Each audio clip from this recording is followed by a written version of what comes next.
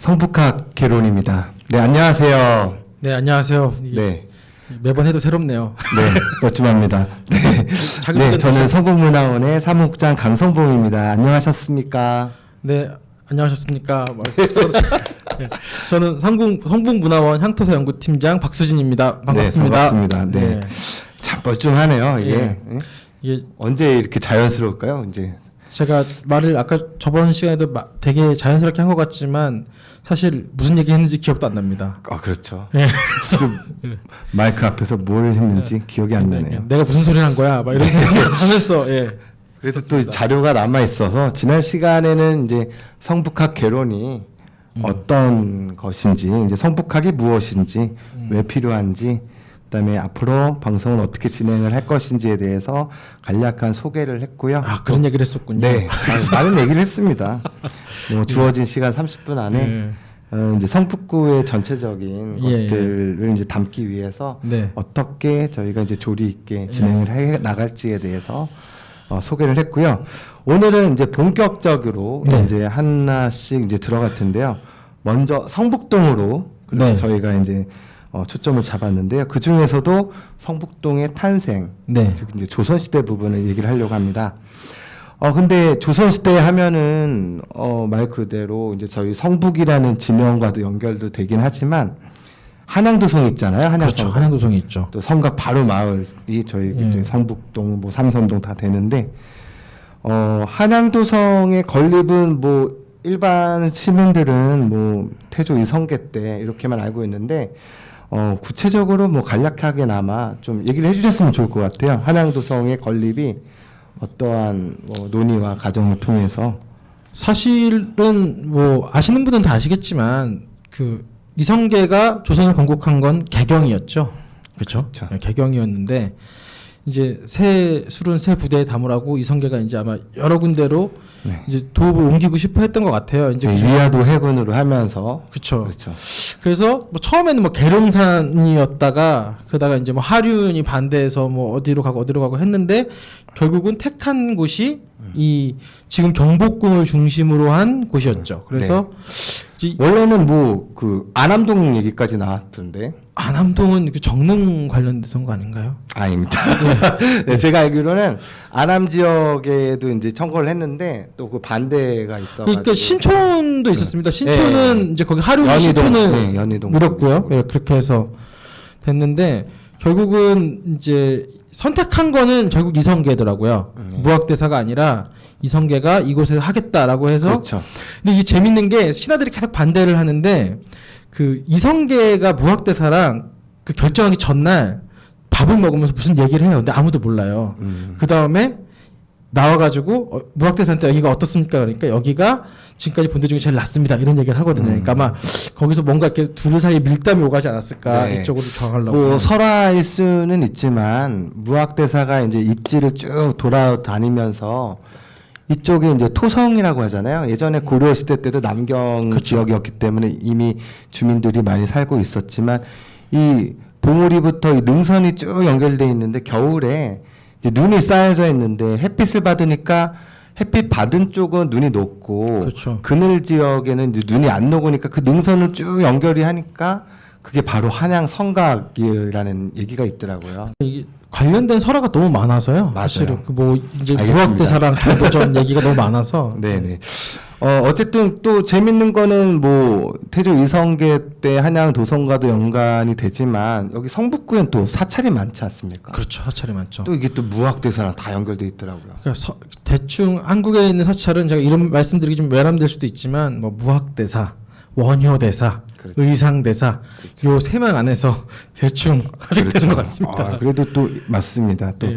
북한산이 있어가지고 그렇죠. 더욱 더 암자나 사찰이 많은 것 같아요. 아마 서울에서 사찰이 제일 많은 데가 예, 성북입니다. 맞습니다. 제일 많고 불교 문화재도 제일 많은 지역이 성북이더라고요. 그렇죠. 이런 것도 꼭 종교적인 것으로만 바라보지 않고 어쨌든 전통의 일환으로서의 또 그렇죠. 그 시대는 이제 그런 작품들이 있는 학문이 몇 개 없으니까 종교가 네네. 그럴 수밖에 없죠. 알겠습니다. 그럼 한양도성이 이제 태조 이성계가 이제 중심으로 이제 도읍을 이쪽으로 옮겼고 조선의 어떤 시작의 어떤 기틀이 마련된 네. 그런 공간이라고 할 수 있겠네요. 근데 그 이전에는 고려시대 때는 이쪽 지역이 양강도였잖아요. 예, 양광도라고 불렀죠. 근데 일반 우리 국민들은 잘 모를 것 같아요. 아, 양광도. 그러니까 이게 이제 그거는 도 이름 짓기에 대한 관련해서 얘기하시는 것 같은데 아마 그런 것 같아요. 그러니까 전라도 하면은 전주와 나주다. 경상도 하면 뭐 경주와 상주다. 이렇게 네. 되는 거잖아요. 충청도는 충주와 그렇죠. 청주다. 이렇게 근데 되는. 이런 것들도 잘 모르세요. 예. 그러니까 어르신들도 이런 걸 좀 알아가지고 손주들한테 얘기해 주면 좋을 것 같아요. 아, 그렇죠. 야, 손주야, 너 충청도가 왜 충청도인지 아니? 그러면 그렇죠. 모르잖아요. 잘. 이거 약간 이거 되게 생각보다 잘난 척하기 좋습니다. 아, 이런 거 재밌습니다. 예. 애들도 우리 할아버지 할머니가 예. 알려줬어 하면서 친구들한테 예. 써먹기도 좋을 것 같고. 약간 유식한 척하기 좋은 아, 건데, 네. 근데 양광도는 예전에 이쪽 지역이 양주랑 광주였어요. 그렇습니다. 그래서 맞습니다. 양주, 광주를 합쳐서 양광도고, 그러면 경기도는 무슨 뜻이냐 이렇게 얘기하실 수 있잖아요. 근데 네. 경기도는 그 서울 경제 울타리 기자를 쓰죠. 그래서 네, 금기지방. 예, 그래서 서울의 울타리다 해서 네. 경기도는 항상 바뀝니다. 수도가 어디냐에 따라서 경기 지역은 바뀔 수 있는데 지금은 한양도성이 서울에 자리 잡으면서 지금 지역이 경기도가 된 거죠. 네, 지금 이제 박수진 팀장님이 말씀을 해주셨지만 이제 고려시대 때는 양강도인데 그 기준이 한강이었어요. 그러니까 한강을 기준으로 한강의 이북 쪽은 북쪽은 경기도 양주, 그 다음에 한강의 남쪽은 경기도 광주입니다. 근데 저희가 근대화되면서도 서울이 확장되면서 뭐 강남 개발이 됐었는데 경기도 성남시가 예전에 다 광주였잖아요. 그렇죠. 여기 신사동, 뭐 양재, 서초구 이쪽도 다 경기도 광주. 예, 걸로 제가 알고 어렸을 때 경기도 하남시에서 되게 오래 살았는데 거기도 예전에 경기도 광주군 동부면이었습니다. 네, 저도 성남 출신인데 광주군 주부면 산성리였어요. 다들 촌에서 자라가지고. 저기 서울로 들어오기가 참. 예. 예, 어쨌든 그런 한강을 기준으로 했고, 그러니까 성북 지역도 지명이 예전에는 양주였다가 고양군이었다가 그렇죠. 동대문구였다가 성북구였다. 성북구에서 또 예. 도봉구로 이제 73년도에 나갔다가 노원이 또 새로 생기고 또 강북구도 93년도에 생기고. 아이고, 군 얘기는 복잡한 것 같습니다. 계속 갈라지고 나뉘고 그렇죠. 막 이렇게. 예전에는 정근대 시절에는 그냥 넓게 바라봐야 됐는데 요새는 뭐 행정구역 때문에 이거는 우리 거 네, 그런 게 그렇게 있죠. 있죠. 예를 들면 뭐 4.19 행사를 해도 묘지는 강북구에 있지만 활동했던 학생들이나 고대나 뭐 중고등학교는 성북 지역이고 이게 너무 조금 나누는 게 네. 문제가 될 수도 있는 것 같아요. 그렇죠. 그 아까 양주 얘기하셨는데 한양도 그거랑 이름이 관련이 있지 않습니까? 그렇죠. 한강. 예. 네. 그래서 너무 유식한 거 아닙니까? 아니 근데 이것도 잘난 척하기 좋은 거라서. 너무 많죠. 예, 그래서 그 한강의 북쪽에 있어서 한양이다라는 맞습니다. 뜻으로 이게 뭐 잘 아시겠지만 한자에서 강의 북쪽을 양이라고 하거든요. 그렇죠. 그래서 그 한양이라는 이름이 한강의 북쪽에 있어서 한양이라고 지어진 이름입니다. 이것도 나중에 뭐 저희가 공부하니까 아는 거고요. 이렇게 네. 나중에 잘난 척 하실 때 쓰시면 좋습니다. 특히 또 저희 성북구는 뭐 한양, 도성, 성곽도 있지만 바로 성북구의 주산이 북한산이잖아요. 또 네. 고연봉이 딱 보이고 그렇죠. 삼각산의 새봉우리도 또 오른쪽에 예. 보이고 너무 좋은 것 같아요. 그러니까 입지는. 그렇죠. 그리고 이게 성북동에서 보면 이렇게 성북구 전체가 이렇게 북한산 자락에 자리 잡고 있어서 성북동도 골짜기 사이에 있고 정릉도 골짜기 사이에 있고 그다음에 나머지 이제 뭐 동들 장이동 석간도 이런 것들은 그 골짜기를 나와서 흐르는 개천들 정릉천이나 네. 성북천을 따라서 또 그걸 젖줄로 해서 이렇게 마을들이 형성됐기 때문에 중랑천도 연결되고 청계천도 그쵸. 연결되고 그래서 한강까지. 결국은 북한산의 물줄기들이 네. 이 성북구에 있는 마을들을 만들었다 이렇게 보면 또 좋을 것 같습니다. 네, 알겠습니다. 네, 한양 도성의 건립과 관련돼서 얘기를 했는데 그 중에서도 이 문이라는 의미가 중요할 것 같아요. 그렇죠. 중요한 우리나라 것 같습니다. 뭐 요새는 뭐 국보라는 표현, 보물이라는 표현 뭐 이렇게 좀 논란이 있긴 한데 어쨌든 현재는 남대문이 국보 1호고 하는데 저희도 이제 사대문, 사소문이라고 하잖아요. 네. 그 중에 이제 성북과 관련된 문은 어디가 있나요? 해화문이죠. 네. 해화문 그냥 지금 저기 미아리 고개를 쭉 지나서 그 도심으로 가다 보면 오른편에 보이죠. 예. 그래서 네, 그러니까 이제 한양도성을 들어가는 이제 그러니까 만약에 이제 도성 수도에서 동북 쪽으로 가기 위한 이제 나가는 지점이 바로 동소문 그렇죠. 근데 저희가 지금 느끼는 것보다 문이 훨씬 중요했을 것 같습니다. 생각해 보면 이제 사대문 사소문이라고 하면 문이 8개 있는 거잖아요. 그러면은 그 큰 도성에서 어찌됐건 나가려면 그 8개 문밖에 이용을 못 하는 건데 그 중에 뭐 북문, 숙정문은 쓸 수도 없고 창의문도 많이 막아놓는 경우가 많았으니까 문이 실제로 6개 정도밖에 안 쓰였던 거죠. 맞습니다. 동북쪽으로는 이제 북문의 숙정문의 역할을 아무래도 궁궐과 바로 인접해 있고 또 산악 지역이고 하니까 그렇죠. 또 음기가 강해서 문을 닫고 있는다는 또 얘기도 있잖아요. 그렇죠, 있죠. 그래서 결국은 이제 북쪽을 통하는 문은 동서문인 해화문의 역할이 컸다라고 할 수 있겠네요. 네, 그렇습니다.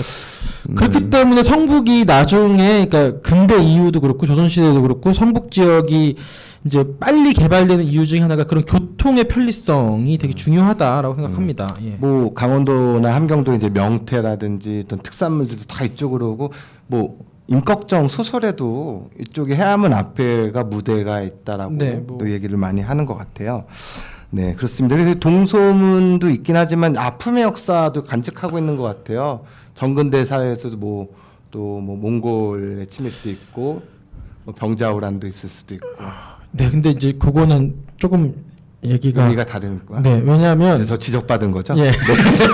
왜냐하면 그 저희가 그거는 이제 그 제가 미아리국에 저희가 또 2014년에 책을 내지 않았습니까? 근데 이제 공부를 하다 보니까 그 병자호란 때 쳐들어온 데는 그쪽이더라고요. 의주로라고 해서 네네. 저쪽 의주, 신의주부터 시작해서 개경을 지나서 저기 돈이문으로 들어오는 그쪽 네, 길로 그러니까 한강 그 뭐죠? 소설? 아 그거는 그거구나. 불광동 쪽으로 해서 네네, 이렇게 내려오는 맞습니다. 그 길로 쳐들어왔고 이쪽으로는 예전에 그 청나라가 세워지기 전에 여진족이 있었잖아요. 맞습니다. 여진족이 조롱하러 오던 길. 유식한데요. 예. 근데 왜 그 아닙니다. 네. 네, 시청자분들은 또 모를 수도 있긴 네, 하지만 제가 무슨 의미로 이렇게 지금 멘트를 하는지 뭐 아실 분은 아실 거라 생각합니다. 그런데 좀 신기한 게 네. 뭐 대문이나 소문 보면 문루에 네. 그림이 보통 용이나 이런 게 많이 그려져 있는데 해화문은 좀 다른 것 같은데요. 해화문에 보면 봉황이 그려져 있죠. 좀 특이한 것 같습니다. 뭐 까치가 많아가지고 새떼가 새떼가 많아서 까치를 그래서 그 특이하네요. 새떼 왕인 동황을 그려서 그 새떼들을 좀 이렇게 좀 억누르라고 했다 뭐 이런 네. 얘기도 맞습니다. 있는데 늘려졌을지는 잘 모르겠습니다. 또 재밌는 거는 그 해화문이 이전에는 홍화문이었다라고 알고 있거든요. 네.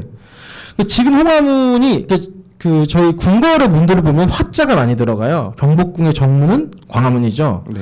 그다음에 뭐 창덕궁의 정문은 돈화문이고요. 그래서 창경궁의 정문이 홍화문입니다. 그래서 그 홍화문이라는 이름이 이제 창경궁 정문에 붙으면서 이쪽의 이름이 원래 해화문이었던 그 동서문의 이름이 홍화문이었던 예, 제가 헷갈려요. 지금 네, 그래서 버벅버벅 네, 하고 있습니다. 그래서 이제 바뀌는 건데 예전에 그런 게 있었어요. 제 친구 중에 그 잘 모르니까 그 되게 명문대 법대를 다닌 친구였는데 저한테 전화가 왔어요. 그래서 광화문에서 경복궁 가려면 뭐냐고.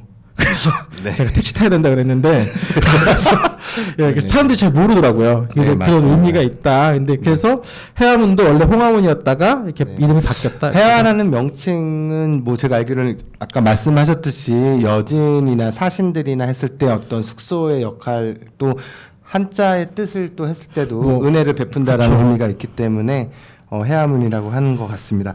네, 그러면 여태까지 이제 사대문, 사소문 중에 우리 동소문은 해화문에 대해서도 얘기를 했는데요.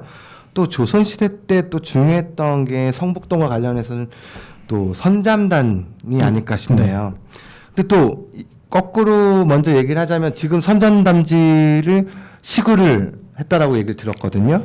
네, 여기 들으시는 분들이 이제 시굴이 뭐냐 이렇게 물어보실 수 있는데요. 시굴은 시굴이 뭘까요? 시험 발굴의 약자입니다. 이것도 좀 어려운데, 그러니까 발굴이네요, 어떻게 보면. 그렇죠. 이제 발굴을 하기 전에 한번 시험 삼아서 파보는 거죠. 근데 막 파는 건 아니고 학술적으로 이렇게 좀 조사를 해서 파보는 건데, 그래서 이게 앞으로 전면적으로 조사할 필요가 있는가 없는가를 해보는 그런 조사인데 이번에 시굴 조사를 했더니 저도 듣기로 아마 이제 전면적으로 발굴을 해야 된다. 그래서 네. 정확한 위치를 찾을 수 이게 있다. 뭐 이런 또 얘기를 이렇게 하더라고요. 조금 민감한 부분인 게 뭐냐면 지금 문화재 관련된 거를 미리 이렇게 오픈하기가 좀 어렵거든요. 근데 저희도 이제 조금만 알려드리면 시굴이 됐는데 이미 이제 그 조선시대 때 아마 태종 때 거의 흔적이 조금 나오는 것 같아요. 그래서 발굴이 이제 다 한다라고 그쵸, 그 이제 뭐 정도까지만 얘기는 최종 드려야 될것 같아요. 결과는 또 다 발굴해봐야 네, 아는 해봐야 거라서. 아는데 예. 뭔가 나오긴 하는 것 같습니다. 나중에 발굴이 다 끝나면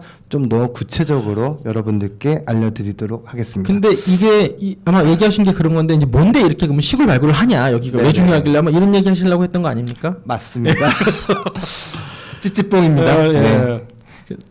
근데 그 사실 선잠단이 이렇게 지금 되게 작고 그렇게 뭐 이렇게 지금 성북구의 이제 행사 중에 하나로 이렇게 치러지고 있는데 사실은 조선시대 가장 큰 제사 중에 하나였어요. 그러니까 가장 큰 제사하면 이제 뭐 종묘 사직 제사죠. 종묘와 사직 제사인데 그거는 뭐 전하 뭐 종묘 사직을 지키셔야 합니다. 뭐 이런 거 할 때 종묘와 사직인데 이게 그게 이제 큰 제사죠. 나라에서 제일 큰 제사 2개죠. 네. 네. 탑 2고 그 다음이 이제 그 밑에급 제사들이 있는데 중사라고 하는. 예, 그 중에 이제 하나가 선잠제입니다. 네. 그래서 선농제와 더불어 아주 큰 제사로 치러졌던 거라서 사실은 국가 제사죠 이게. 네. 그러니까 어떻게 보면 뭐 가부장적 사회일 수도 있고, 근데 또 그 당시는 이제 농경 사회이기 때문에 이제 남성들은 이제 논농사나 이제 밭농사나 이제 농사와 관련된 거를 이제 동대문구에 있는 선농단에서 임금이 직접 친히 이제 밭가는 신용을 하는 그런 제향이 있는 거고. 신경에서. 그러면 저희는 이제 왕비와 관련되긴 한 거네요. 그렇죠. 왕비랑 관련이 있죠. 그러니까 원래는 선잠제는 왕비가 와서 지내야 게 맞긴 하죠. 네, 그러니까 중국에서 원래 그렇게 모티브가 했죠. 있었던 거죠.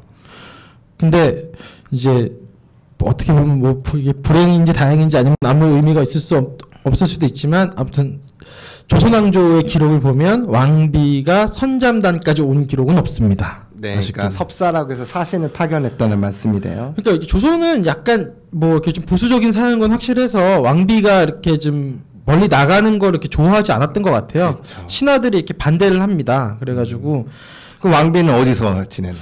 그러니까 왕비가 근데 또 뭔가 이렇게 모범을 보이긴 해야 되잖아요. 그러니까 그렇죠. 제사를 지내는 건 아니고 퍼포먼스를. 그렇죠. 일종의 퍼포먼스, 이제 뭐 뽕집을 따는 퍼포먼스를 해야 되는데 그걸 어디서 했냐면 왕이 조선 시대에서 가장 왕이 오래 살던 궁궐은 창덕궁이잖아요. 네. 그 창덕궁 후원에 이제 그 최상단이라고 단을 임시로 쌓아두고서 네. 거기서 이제 그런 퍼포먼스를 했다라고 합니다. 그리고 그런 거를 이제 친잠이라고. 예, 친잠이라고 하죠. 그리고 왕이 선농단에서 하는 건 친경이라고 하고. 네네. 그래서 이제 친잠과 선잠에 대한 구분을 조금 명확히 해야 될 필요가 있는데 지금 축제는 어떻게 되고 있나요? 선잠 제향이라는 전통적인 제례도 있긴 하지만 예, 조금 더 지금 나았으면. 축제는 이제 처음에 왔을 때는 이제 왕비께서 이제 선잠단까지 들어가셔서 네. 이렇게 하고 제사는 남성들만 지내는 걸로 이렇게 네. 진행이 됐다가 이제 얼마 전부터는 왕비께서 이제 퍼레이드는 행사로 따로 진행하고요. 네네. 그다음에 이제 그 제사는 이제 그 단지 안에서 원래 하던 것처럼 남성들이 지내는 걸로 지금 진행이 되고 저희가 있습니다. 이렇게 말하고도 좀 쑥스러운 게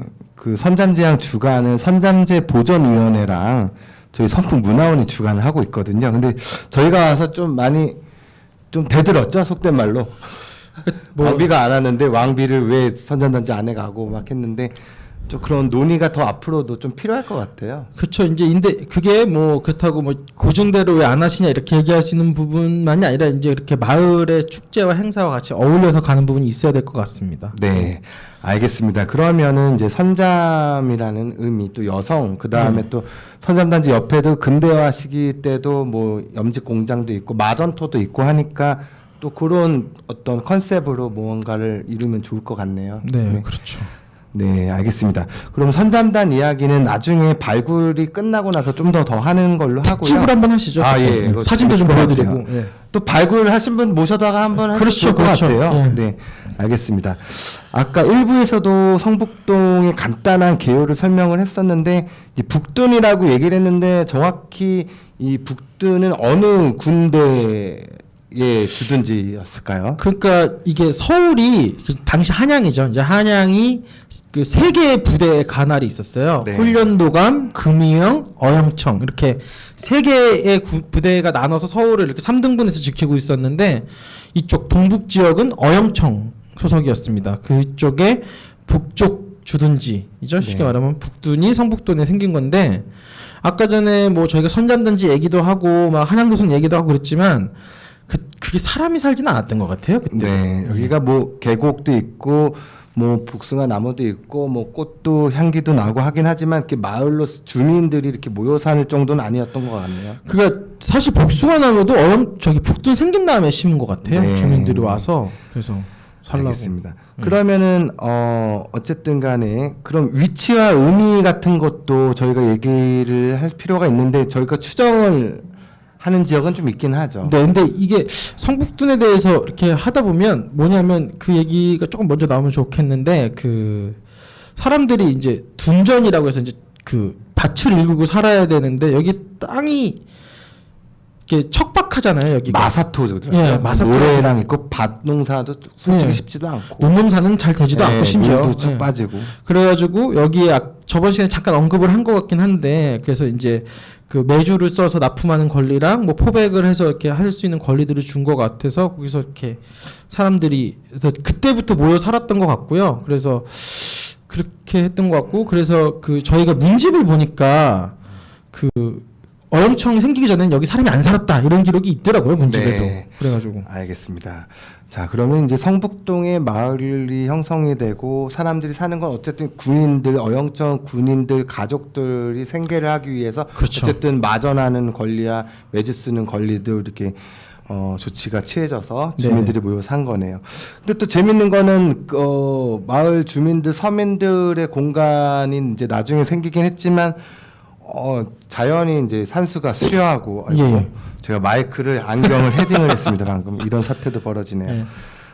별장들도 많았던 것 같아요. 네. 네. 여기가 자연환경이 워낙 그러니까 사람이 살기 좋은 지역이랑 자연환경이 좋은 지역이 꼭 일치하진 않잖아요. 근데 이제 어찌됐건 사람이 이제 마을을 형성해서 살기 시작하고 거기에 이제 사람들이 복숭아 나무도 심고 뭐 유실수들을 심고 여기서 유명해지고 워낙 또 계곡도 있고 경치도 좋으니까 처음에는 사람들이 아마 그냥 이쪽으로 놀러 왔던 것 같아요. 놀러 오다가 네. 진짜 부자들은 돈이 많으니까 그 놀러 오지 말고 별장을 진짜. 보니까 유명한 그 네, 영조 정조 시대 때 유명한 학자 최재공 네, 최재공 유명한 정치가죠. 선생도 예. 이쪽에 또 유람을 했다라는 내용이 있던데. 네, 최재공이 이쪽에 성북동 쪽에 유람을 하고서요 유람기를 남겼습니다. 아, 네. 네, 그 보면 그거는 또 누가 또 번역을 했다라고. 저희 이거 뭐 얘기하셔도 될 것 같아요. 네네. 저희 성북문화원에 백예준 연구원이 번역을 다 했습니다. 그거를. 네. 아니 근데 그 양반은 뭐 시키지도 않았는데 이 번역한 분이 없더라고요 책도. 근데 그 어떻게 또 시간을 짬을 내 가지고 또 번역을 또 다 했더라고요. 네, 그래서 그 보면 성북동이 어떤 지역인지가 이렇게 좀 이렇게 잘 표현이 돼 근데 있습니다. 그분은 참 저희 직원이긴 하지만 한문을 잘 알더라고요. 그래서 한시를 또 많이 찾았다고 얘기를 들었거든요. 예, 한시를 쓴 이쪽에 성북동 지역에 한시를 쓴 사람들이 엄청 많아요. 한 대표적인 인물 누가 있나요? 뭐 박제가, 유득공, 그다음에 추사 김정희 뭐 이런 네. 사람들이 뭐 추사 선생도. 예, 이쪽에 시를 많이 남겼고요. 그다음에 뭐 이렇게 보면은 더 많은 그 유명하지 않으신 분들 우리가 네, 네. 딱 그런 분들까지 하면 2-30여 분 되는 네. 것 같습니다. 그럼 뭐 지금 뭐 실학자 유득공, 이동무, 박제가 등등 또 김정희까지 하면 엄청나거든요. 그러면 그분들의 한시 성북동을 그렸던 그 한시들을 한양 성곽이나 성북동 곳곳에 조금 이렇게 마련해서 옛날의 풍경과 이 동네 이런 것도 조금씩 하면 마을계획단이나 이런 데서 하면 좋지 않을까. 저도 좋은 것 같습니다. 생각이 드네요. 예. 갑자기. 네, 알겠습니다. 이 뒤에 지금 배경 화면이 예. 문화원에서 작년에 나왔던 책이죠. 만남의 역사, 꿈의 공간, 성북동이라는 책인데요. 뒤에도 있고 우리 박승 팀장님이 했는데 이 성북동의 각 이제 시대별로 또 인물별로 또 지금 현재의 모습들을 소개한 책인데 광고를 하자면 뭐 광고가 아니죠. 저희만 이렇게 발굴을 해서 갖고 있는 게 아니라 구민들도 관심이 있으시면 저희 성북문화원 밴드 네이버 뺏는 거예요. 네, 밴드랑 블로그에 링크가 돼 있어요. PDF 파일로 예. 누구나 보실 수 있으시니까요. 궁금하신 게 있으시면 성북동에 대해서 좀 더 뭐 깊이 있게 공부를 하고 싶다 하면은 인터넷 접속하셔서 이 자료를 이렇게 보시면 도움이 되실 것 같습니다. 많은 얘기를 했는데요. 이제 오늘 방송은 이제 조선시대 성북동 네. 이야기를 했는데 한양 도성과 네. 관련된 건립의 문제, 그 다음에 동소문 해암원에 관련된 이야기, 또 선잠단 네. 이야기, 그다음에 북둔, 그다음에 뭐 북둔도와 별장 이렇게 네. 짧게 얘기를 했는데요. 아, 시간이 아쉽네요. 시간이 금방금방 갑니다. 지금 얼마 됐습니까? 거의 다 된 것 같아요. 그래요? 저도 뭐 떠들다가 핸드폰 시계 봤다 이러니까 예. 시간이 이렇게 가는데 중요한 건 다음 시간일 것 같아요. 네. 이게 이제 성북동의 유명한 인물들과 어떤 건축물들이 들어오는 시기가 바로 일제 강점기 시대라고 할 수 있는데 뭐 유명하신 분이 누가 있을까요, 성북동에? 성북동으로 하면 제일 유명하시면 저는 개인적으로 한용운 선생님입니다. 아, 네, 만해 한용운 선생님. 예. 또 문학가도 많이 문학가라고 하면은 뭐 이태준, 네. 염상섭, 그다음에 성북구로 확장을 하면 뭐 이육사 이번에 이달의 독립운동가 그렇죠. 이육사 선생님도 네. 종암동에 계셨고 그래서 뭐 이런 분들이 딱 떠오르네요. 네, 그러면 이제 다음 시간에는 이제 성북동을 이제 시작을 했으니까 일제강점기 성북동에 대한 인물들이나 어떤 사건들이나 이런 식으로 좀 했으면 좋을 것 네. 같은데 딱 집어서 다 하기보다는 뭐 몇 명으로 추려서 좀 준비를 해야 될 것 같네요. 네, 그렇죠. 몇 명으로 추리고 그다음에 뭐 아까 전에 뭐 얘기했듯이 영상도 잠깐 보여드릴 수 있으면 보여드리는 걸로 해서 네, 진행합니다. 다음 시간부터는 조금 더 짜임새 있게 화면도 준비를 하도록 하겠습니다. 어느덧 시간이 이렇게 지나갔네요. 네, 저 네. 이게 할 얘기가 이렇게 많을까 싶었는데 네. 시간이 짧네요. 네, 네, 무더운 여름 속에 진짜 땡볕 여름 날씨잖아요. 근데 어저께 저녁부터 바람이 조금씩 불기 시작한 것 같아요. 입추 지났다고 네. 신기하게 이렇게 네, 되는 것 청취자 같습니다. 여러분들도 무더위 동안 이제 고생 많이 하셨는데 조금 더 극복을 하시고 다 이제 건강 또 챙기시고 또 맛있는 또 음식들도 많이 드시면서 더위를 이겨내시면 좋을 것 같습니다. 네, 다들 건강하게 네. 건강 사실 건강이 최고잖아요. 네, 뭐 마지막 멘트 오늘의 조선시대 성북동이란 한마디로 얘기 한번 갑자기 해주시죠. 이런 거 물어보시면 뭐 프로그램 또 모방을 하긴 하지만 조선시대 성북동이란 버벅거리는 개척의 마을이다. 무슨 마을이요? 개척의 마을이다. 개척의 마을이다. 예, 아, 네. 그렇게 생각하겠습니다. 네, 박수진 팀장님이 말한 조선시대 성북동은 개척의 마을이다라는 문구로 마감을 하도록 하겠습니다. 네, 감사합니다. 네, 감사합니다. 성북학개론이었습니다. 네, 수고하셨습니다. 감사합니다.